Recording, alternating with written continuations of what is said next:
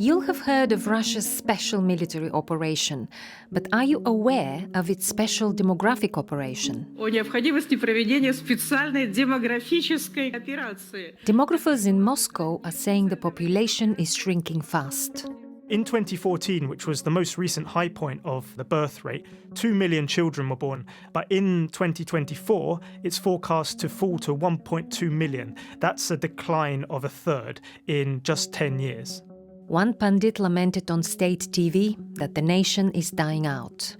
Мы же понимаем, то, что происходит на стране, это ненормально. Да? То, что мы вымираем. The country's leaders are alarmed. Государство заинтересовано в том, чтобы эта демографическая проблема решалась бы. I think it's fair to say that this has become a priority for the Russian state and even somewhat of an obsession. And there's no shortage of proposals on how to reverse the population decline. There is a variety of them, and they're so diverse. Officials are almost trying to compete in proposing more outlandish measures to boost the childbirth rates. In this episode, we explore the ideas aimed at future-proofing the Russian nation, from the sensible to the more controversial to the slightly bonkers ones. Will the plan work? And what if it doesn't? I'm Krassi, Twigg, and this is the Global Jigsaw from BBC Monitoring, where we look at the world through the lens of its media, getting past the narratives, the propaganda and the disinformation. Радио Tehran. Мы не вторгались на территорию Украины. Western countries are not the international community. That era has finished. 조중 두당 두 나라 최고 영도자 동지들께서는 A few years ago, Russian President Vladimir Putin told his captive audience at the Children's Forum that the country's population could have reached 500 million by now if it hadn't been for the Bolshevik Revolution, 2 world wars, and the collapse of the Soviet Union. Некоторые специалисты считают, что население было бы сейчас под 500 миллионов человек. Только вдумайтесь в это. He isn't alone in struggling to reverse a declining trend. Leaders of many developed countries are scratching their heads to figure out what to do about it. There are some countries where the population is declining at what is considered to be an unsustainable level, where there are not enough people working to support people who have retired. Francis Scarr from our Russia team has been following this fast-developing story from London. It's also very difficult to sustain any kind of economic growth. And so you have a country where the economy is, in the long term, going to shrink. We've seen this in plenty of countries, and Russia is one place where that is becoming more and more difficult. So how bad is the situation? Russia's population is gradually declining. At the start of this year, the official estimate said it was around 146 million. This includes Crimea, which was annexed in 2014, but not the 4 regions which Russia claims are now part of the country that it has occupied since the start of the war in 2022. The country in question is Ukraine, which Russia invaded. It was not just a land grab, but also a takeover of millions of its citizens. The war there is central to this story, and we'll come to it later. Now, back to the future. We don't have a crystal ball, but we do have estimates that vary wildly. Here's a couple just to give you an idea. The first one is from the UN. Its average forecast is to fall to 126 million by the end of this century. So that's a fall of 20 million. However, it has a worst case scenario, which is 88 million. And another study by academics in Russia has said that it could fall to as low as 67 million, which is under half of the current population by the end of the century. That's roughly the current size of the UK. This last estimate, seen as the worst-case scenario from the respected Russian Higher School of Economics, would be hardly fitting for the largest country on Earth. To understand some of the inbuilt settings that might still be at work, here's a fact file by Yulia Volovik, looking at the Russian population trajectory over the last century. In the late 19th century, Russia had the highest total fertility rate in the world. That didn't lead to long-term population growth because of high mortality and the demographic shocks of the 20th century. The Soviet Union was the first country to legalize abortion. Stalin banned it in the late 30s and established the order of the hero mother for those with 10 or more children. Terminations were allowed again in 1955, and because of the lack of access to contraception, abortions became a common solution for unwanted pregnancies. Soviet leader Mikhail Gorbachev's ban on hard liquor in mid-80s created a brief improvement in life expectancy. But the implosion of the Soviet economy that went hand in hand with his reforms, known as perestroika, led to another demographic shock. There were fewer births, higher mortality, and significant emigration. The dissolution of the Soviet Union resulted in millions of people returning to their homelands, the newly independent former Soviet republics. About a decade later, as Russia's economy improved, labor migrants from those republics, mainly from Central Asia, have found work in Russia. Those non-Russians became the dominant labor migrants. Before the war in Ukraine, their numbers compensated for the waves of Russian citizens leaving the country. Putin made it a priority to improve the demographic situation since his early days as president, but the population has increasingly declined during his rule. Population decline is a common problem across the developed world. Russia is not an exception, but it does stand out because of a combination of contributing factors acknowledged by the Health Ministry.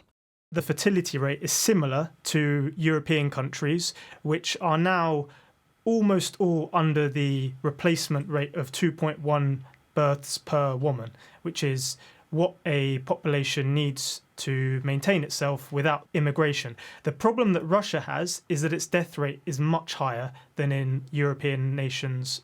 The life expectancy in Russia is currently 73, 78 for women and 68 for men. The male life expectancy is what you would see in places in sub-Saharan Africa or poorer nations in Asia.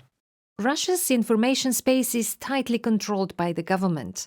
There's usually not much room to talk about the country's problems, as that could be seen as criticism of the authorities. But this story is different. The Kremlin is often very reluctant to talk about Russia's problems and is much more keen to sell a good story to the Russian population. But I think the demographic situation is one area where the Kremlin has actually been quite frank with people and has admitted that there is a serious problem. Earlier this year, President Putin's spokesman said that the current fertility rate in Russia was catastrophic for the country's future. President Putin himself has spoken on numerous occasions about the importance of maintaining or even increasing its population. He said that Russia's future depended on how many people there were in the country and that a family with many children must become the norm. Русских семьях, у многих наших бабушек, прабабушек, детей было и по 7, и по 8, и того больше человек. I think it's fair to say that this has become a priority for the Russian state and even somewhat of an obsession. The stakes are high, as you heard from the president himself, and Russian women must do their bit to avert a catastrophe. Just as elsewhere in the developed world, many women choose to go to university and start a career before they think about having babies. Add to that some conditions that are specific to Russia. One in particular is that the current generation of women who are reaching childbearing age were born in the 1990s, when Russia had a massive slump in birth rate due to the economic and social and political situation in the country following the collapse of the Soviet Union. Russia has essentially got fewer potential parents than it had before. The fall of communism created a population time bomb.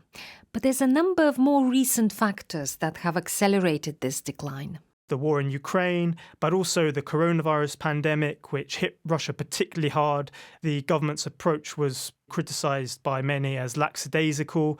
The vaccine uptake was very low. And in addition, in March this year, there was an attack which was blamed by the Russian authorities on members of an Islamic State affiliate group from Tajikistan, which is the country where most migrants to Russia come from as labourers. And since then, the number of migrants has decreased, with the authorities in Tajikistan actually telling their citizens not to travel to Russia for the time being. The impact of the war in Ukraine on Russia's population cannot be overstated. And it's not just about the number of men being killed on the front line. The whole country has been mobilized for the war effort. The upper estimate given by US intelligence is that 200,000 Russian men have been killed fighting in Ukraine. The estimate given by independent media in Russia is slightly lower, but there are also other consequences of this military invasion. Russian men are simply not at home to procreate, and some Russian demographers have estimated that hundreds of thousands of children have not been born. People are more hesitant to have children. This is something that is going to continue as long as the war is a factor in Russian society. But there are other ways how during war the population can be affected.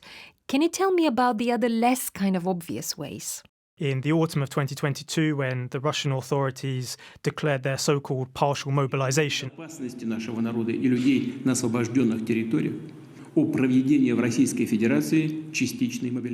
there was a huge number of people leaving the country, and one recent investigation found that around 650,000 people had still not gone back. And many of them educated and have useful skills that the Russian economy could benefit from. There are also people who are of age where they might be having children. We often hear that Russia is now pretty much functioning as a war economy. That means the economy is restructured in a way to aid the war efforts, while the needs of the civilian society are put on the back burner. Russia's industries are working on full steam, while its crude oil still flows into world markets, despite sanctions, to bring in cash for the war. The government published the draft budget for next year and the 2 years afterwards. What we've seen is an increase in military and security spending by almost 25%.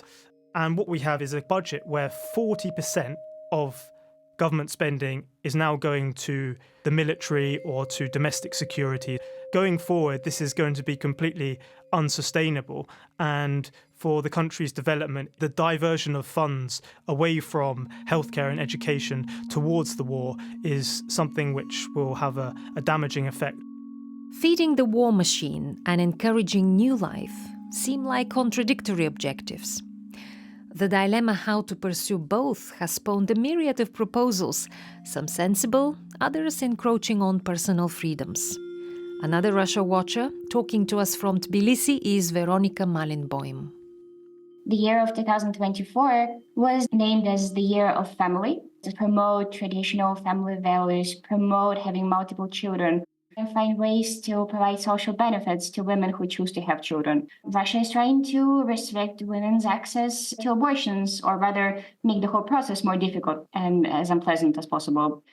Russia is trying to complicate divorces by hiking up divorce fees. So really a variety of different methods, and they all seem like the government is just testing whichever is the less expensive one and the most efficient one at the same time.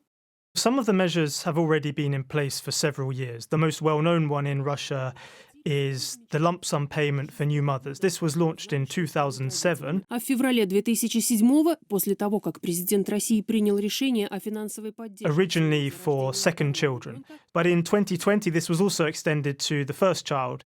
And they've just upped the amount. From January 2025, for the first child, it's approximately $7,000. And for the second, it's about $9,500, which is not an insignificant amount of money in Russia. There are all kinds of other financial incentives, child benefit payments that you receive until your child reaches adulthood, preferential mortgage rates for families with young children. Families with 3 or more kids, they get various discounts, they get free transportation, children get free food at school. Really a lot of factors that the government is using to boost those birth rates. But despite all these financial incentives, the statistics are not improving. So the carrot alone is not enough to persuade people to have bigger families. We're seeing more and more repressive measures, the stick, if you like, which are aimed at trying to increase the birth rate by almost punishing people. Various different officials are almost trying to compete in proposing the sort of more outlandish measures to boost the child birth rates. Some proposing the introduction of childlessness tax. Поэтому налог на бездетность, безусловно, должен быть, и он должен быть большим. Some propose banning micro-small one-bedroom apartments. Some say it would be good to have people move from cities to villages, because then they are bound to have more children. Some say that schoolgirls who give birth before applying to a university should get additional points that would ensure their enrollment.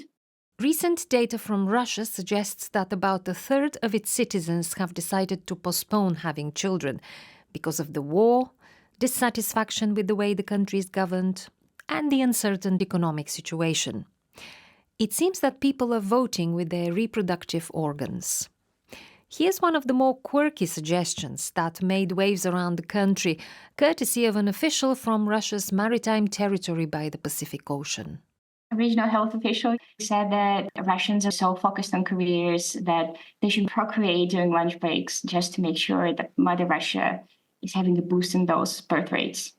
We have propaganda in schools. It's not an overarching lesson for all, but we do see, for instance, in one school, children were shown a very graphic video of an abortion surgery that caused a lot of controversy.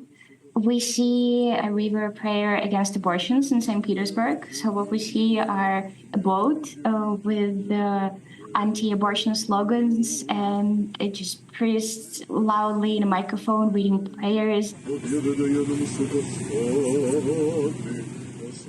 The boat just floating through the historical canals of St. Petersburg, the beautiful city center of it, and just a very loud prayer of priests who want Russia to introduce an overall ban on abortions. It's quite a sight to behold. No effort seems to have been spared, including the church throwing its weight to mobilize support in this battle to bring back traditional values. For the avoidance of doubt, the president himself has reiterated the position of the church. Другой позиции у церкви быть не может, потому что церковь, она борется за жизнь каждого человека. Russian Orthodox Church, which many don't realize just how influential of an institution it is. It, of course, continuously talks about the need to ban abortion or just ban propaganda of abortions. And of course, the role of women is central to any initiatives aimed at increasing birth rates. Now, women being persuaded with financial incentives, that's not really controversial. But when they're being asked to put education and career to one side in the interest of having big families, I can imagine lots of women in Russia might disagree with that. How is this being talked about? Increasingly, we're seeing more and more crazy, if you like, initiatives to address the problem. And any kind of real pushback is not given the weight that it might be in a media environment which is less controlled by the government, less controlled by the Kremlin. Вы в это верите? Так рожайте, не лезьте к другим людям в трусы. Talking about crazy ideas, here's one that made it to the Western press. A senior member of the Russian State Duma proposed releasing tens of thousands of female prisoners serving time for minor offences so they can conceive, and if successful, get their sentences quashed. But there's another important factor for the population decline that gets overlooked in the Russian media. The high death rate hasn't been getting the same kind of attention that you might expect. The comment that you see in the media on improving or increasing the birth rate is far, far more than you see when it comes to promoting a healthy lifestyle and a longer life expectancy. Russia has a very high rate of HIV and AIDS, and lots of people die, but you don't get that impression from the state media, do you? Exactly. This is something that is hardly talked about in Russia. And when it has been talked about in the past, it's been blamed on the LGBT community or immigrants I remember going to Russia as a student and having to get an HIV test so that I could extend my student visa in the country. What we see, in fact, actually, the research into HIV in Russia, which the government, of course, does not encourage, has shown it is due to drug problems and to the use of contaminated needles in deprived parts of the country where drug use is particularly widespread. But it's not, of course, something that the government is willing to talk about. You are listening to the Global Jigsaw from BBC Monitoring. Women are central to this story as they are assigned the role of boosters of the population, often at the expense of their agency. The way the leader of the country has talked about them is revealing and puzzling in equal measure. I think a lot of people are confused about Putin's actual opinions on women. Some experts believe that his stance on women changed back in the 2000s when he was trying to flirt with the liberal democratic values. He was really trying to talk about female emancipation, the equality between men and women. Nowadays, what we see is more of him nicely underscoring women's more traditional roles, so praising their beauty, their charm, talking about how they're amazing and combining both the motherhood and the career aspirations, saying that this is the secret that only women possess. Наши женщины умеют это делать и оставаться при таких нагрузках красивыми. A lot of people think that this sort of signifies his shift towards more traditional stance on women. Таким секретом, который мужчинам разгадать невозможно. However, I don't think this is necessarily true.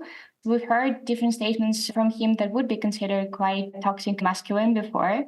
In 2017, for instance, when he was talking about Donald Trump's alleged meetings with the Russian sex workers, he allowed himself to make a remark saying that Russian sex workers are the best in the world. Девушками, хотя они, безусловно, и они у меня самые лучшие в мире. Another very sort of eye-opening example is his alleged remark about the former Israeli president Moshe Katsav, who was at the time accused of raping women, and Putin quoted as allegedly saying that everyone was surprised by Moshe Katsav's virility, that everyone was envious of it. However, since the war started, he really emphasizes the role of women as a mother. И молодости ее, и материнства. Покуда жив, я им молиться буду. He really likes to say, don't forget that your primary source of happiness is children, and just don't forget to give birth to them. I think he sort of inherited a lot of gender stereotypes from the Soviet times, and I think he carries them on nowadays. Еще раз поздравляю вас, дорогие наши женщины, с праздником. Будьте любимы. Access to abortion in Russia is pretty much in line with many Western countries. Russians have the right to free medical and surgical abortion up to the 12th week of pregnancy. Russian legislation also provides for exceptional circumstances, for example in cases of rape or medical conditions, where a woman can get abortion at any point of her pregnancy. But the situation is changing. A period of silence must be observed between a woman's first visit to a doctor and the actual abortion procedure, and the intention is that she has time to think and to be really sure in her decision. And the popular opinion is that it is strictly observed in public clinics, but not so much in private clinics. And this is an important note because what Russia is trying to do now is really limit Russians' access to abortion procedures in private clinics. In some regions, private clinics voluntarily, quote unquote, chose not to offer this procedure. Going into a private clinic would often be less stressful for a woman. They would be less inclined to observe the compulsory period of silence. They would offer a less invasive way of getting the procedure done. This is an important detail. Private clinics seem to have become a testing ground for limiting access to abortion. Doctors, too, have been given a role to play. On top of that, Russian health ministry has allegedly issued a guide for doctors on how to dissuade women from getting an abortion. To a woman who is older, for instance, and already has quite a large family and doesn't want to have any more kids, they would say, well, your family is already large, but just think about all the benefits if you get more kids. Or for a younger woman, they would say, well, you can always get your education and career. Just look at all the strong and independent and successful women who gave birth early. You can do the same thing. They seem to actually cover every single concern that a woman could possibly have. I think a lot of their initiatives, they're being done in various parts of Russia in a testing mode. They're trying to see how effective those initiatives are before maybe introducing like a federal law, sort of requiring every single region to do the same. It's just fascinating how they're trying to close every single route a woman could have to her proper freedom of her reproductive health. And there are harsher measures already introduced in some places. Another nail in the coffin of freedom of expression. There is also a ban on propaganda of abortions and incitement to abortions in several regions. Whatever that means, no one really knows because it's such a vague definition, anything could fall under it. The most worrying law that is currently in the working is the ban on the propaganda of a child-free lifestyle, which has not been clearly defined. People really believe that this law could potentially affect anything from online discussions to people just expressing their opinions on childbirth, to public discussions about even the demography rates in Russia. And that could potentially fall under the propaganda of childlessness. How do you say child-free in Russian? Child-free. Child-free. Да. Can we just focus a little bit on how the leaders are justifying these measures, which would be a shock to the Russian society? What's their narrative? Well, of course, the main supporter of childbirth boom in general is Vladimir Putin. We see a really sharp increase in his speeches just talking about how children are the main source of happiness, how Russians should make having big families trendy again. How this is a Russian traditional way of living to have 7+ children. How this demographic boom would really help Russia cover its economic problems as well. Taking a jab at families who choose to postpone childbirth. У вас детей нет? Бюрократы какие-то планируют. And other officials joined the choir too. Duma Speaker Vyacheslav Volodin saying, well, Russians nowadays just don't want to have families. They have cats instead. Учить варить борщ, потому что надо заботиться о будущем муже. We have some ultra-nationalistic officials, low-ranking, but nevertheless, saying, well, look at the republics with the Muslim ethnic minorities, for instance.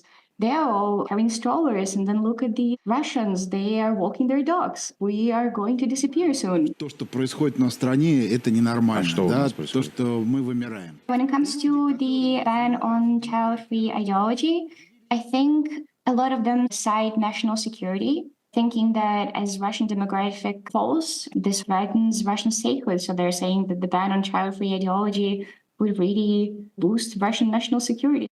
This rhetoric, framing a growing population not just as a pillar of a strong economy, but as a guarantor for national security, is noteworthy. Russia is a country at war. Its leader has bold geopolitical ambitions. A shrinking population is at odds with his appetite for global influence, and there's little room for disobedience. Propaganda of childlessness can result in fines of up to $4,500, yet there is some pushback. Women are not afraid to say that they would be way more inclined to have children if the government was able to provide them with a place to live or with more stable economic conditions, and that would be way more successful and efficient than introducing abortion restrictive measures. And since the war started, we had a record number of female sterilization procedures in 2022. Retail statistics show record sales of condoms and over-the-counter birth control pills following Russia's full-scale invasion of Ukraine. We see quite a bit of new organizations emerging from this feminist anti-war resistance movement that shares informational materials on women's reproductive rights and organizing sort of very small-scale rallies across Russia.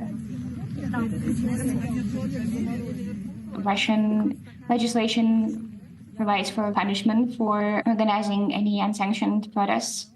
There is another organization called Right to Abortion, and it provides legal aid to women looking to get an abortion and just protecting their reproductive rights and sharing information on them. It looks like an outright ban on abortion would be extremely unpopular. And it's not even clear if it would actually stop the population decline. Сохранение жизни ребенка. Но, повторяю, права и свободы женщины у нас... Judging by what President Putin has said, I think it is pretty unlikely that the country will impose a national ban. initiatives to ban abortion in private clinics means that the state clinics have a monopoly on it, and there are various conditions that you have to fulfill and various hurdles that are placed in front of the woman to dissuade or to prevent her. I personally think it's very unlikely it's going to be a very unpopular measure, especially in big cities. I also think it's not really going to help him achieve what he wants to achieve. In other countries, we see that a complete ban on abortions doesn't really help solve the demographic crisis. I think what he's going to get, though, is the rise of underground abortions, and that are going to be very dangerous to women. I think he's going to see a rise in murder of babies, and he's going to see a rise in children being given up for adoption. I think he understands that as well. He wants to act very carefully to increase the birth rate as much as possible without going into the extremes. I think what we will see is an attempt to ban abortion in Russia by stealth. Both Francis and Veronika have been trying to read the writing on the wall through what they see in the media. Debates are often staged in talk shows to create the impression of pluralism of opinion. But the issue of abortion seems to be treated with extra caution. When you watch the media in Russia, you are aware that the issue of abortion in particular is quite controversial, and Putin himself has called for a careful approach to the subject. I think there is very little genuinity and truth on Russian federal channels in general. People with opposing opinions are usually invited just to stir up the discussion and then ending up losing the debate.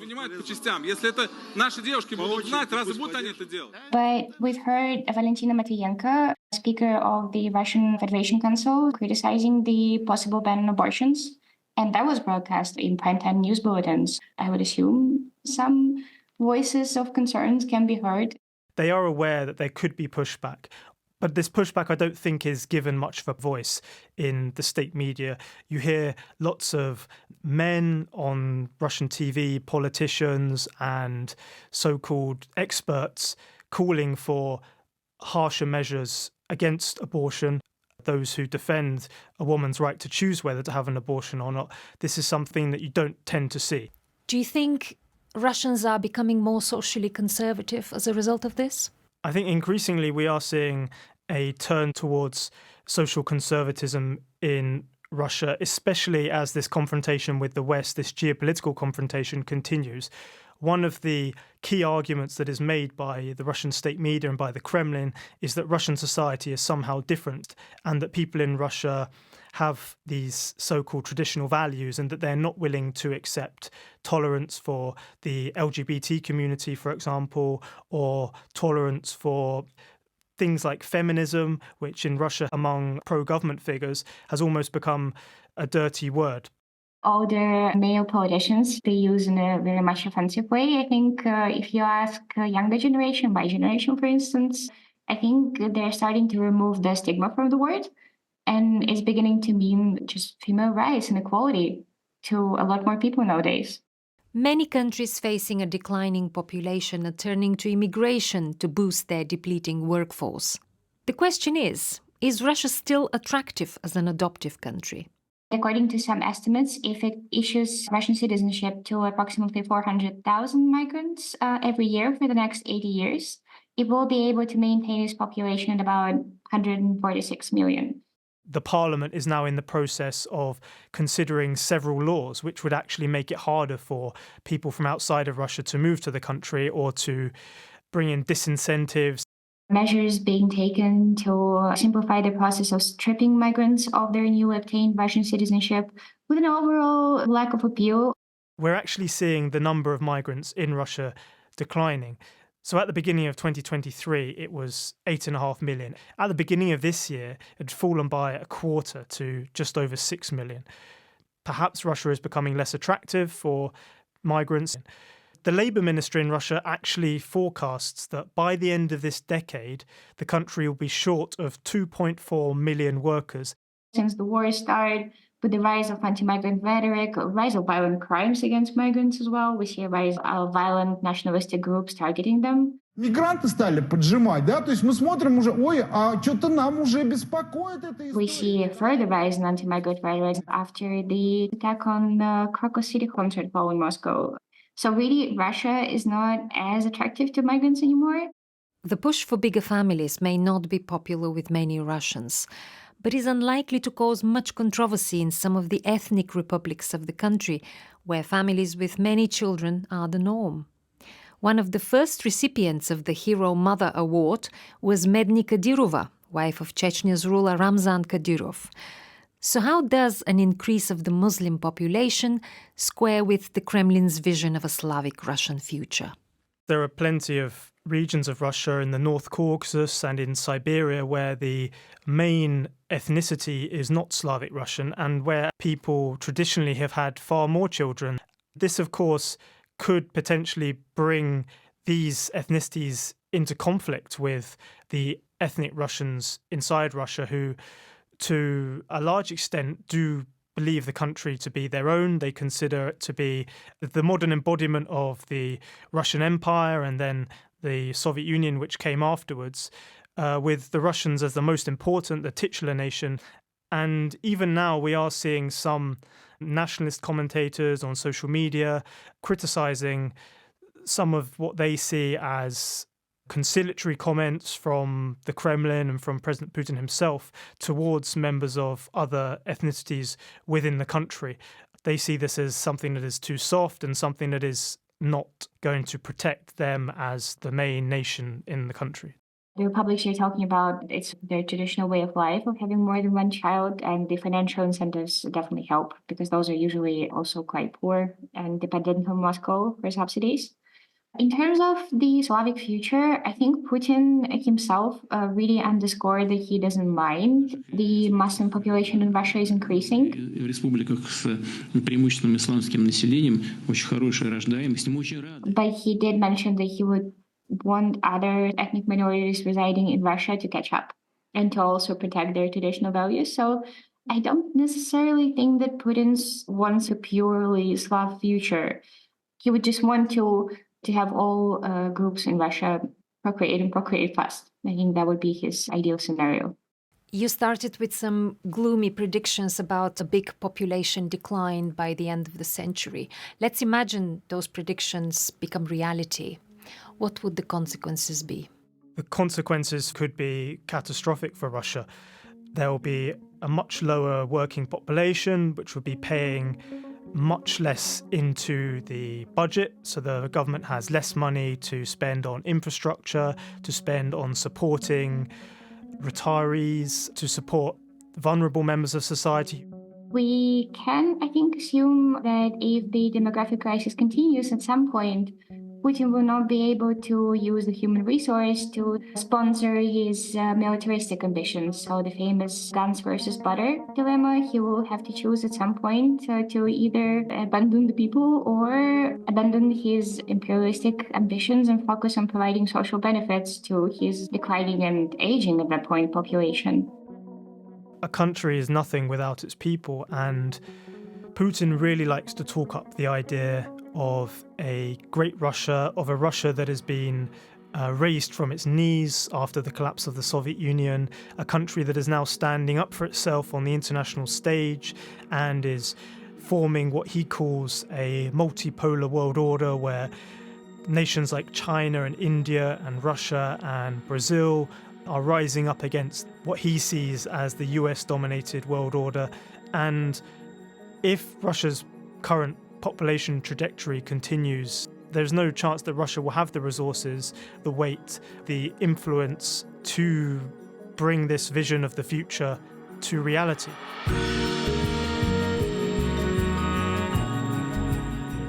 Thank you to Veronika, Malinboym and Francis Scarr, who produced this episode with the Global Jigsaw team, Kriszta, Satori and me, Krassi, Twigg. Research was done by Yulia Volovik. The sound engineer is Nigel Dix and our editor is Judy King. Thank you for listening, and if you feel like writing to us with your thoughts and ideas for future episodes, our email address is theglobaljigsaw, all one word, @bbc.co.uk. We always like to hear from you.